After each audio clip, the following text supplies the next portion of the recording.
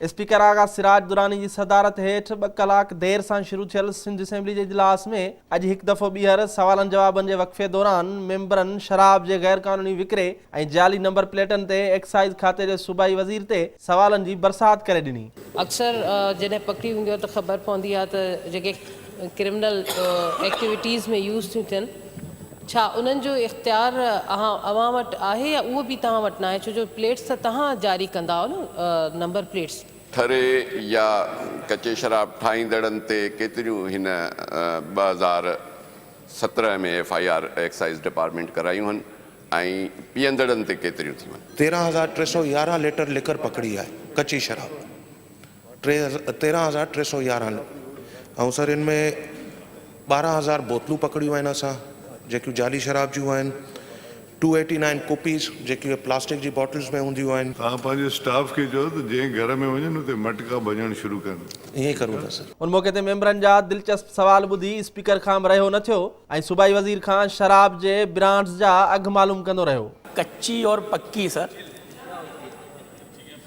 जी sir, ये कच्ची शराब क्या होती है और पक्की शराब क्या होती तो सैफुद्दीन खालिद साहब बता सकते हैं। मिनिस्टर साहब वो खुद कह रहे हैं, आपको समझा रहे हैं, तो वही बता सकते हैं लगता है।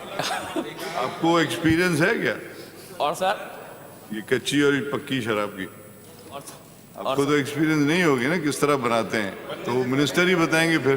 कच्ची और पक्की का जी सर 2 सवाल हैं भाई के कच्ची और पक्की। कच्ची वो होती है जो बगैर लाइसेंस के घरों में बनती है, पक्की शराब वो होती है जो लाइसेंस फैक्ट्रीज होती हैं उनसे बनकर दुकानों पर सेल होती है। कच्ची शराब सस्ती होती है या पक्की शराब सस्ती होती है? कौन सी सस्ती है? शराब होती है। शराब होती है। इजलास दौरान फैलिग MP नंद कुमार गोकलाणी थर में 2 हिंदू भाइरनि जे क़त्ल वारे वाक़े ख़िलाफ़ मुहिमली रिथ पेश कंदे चयो त मक़तूल भाइरनि जा कातिल अञा ताईं गिरफ़्तार न थी सघिया आहिनि, संदुनि घर में को बि कमाइण वारो न बचियो आहे। सभिनीनि ख़त लिखियो, माण्हू विया, पर अञा ताईं कातिल न गिरफ़्तार थिया।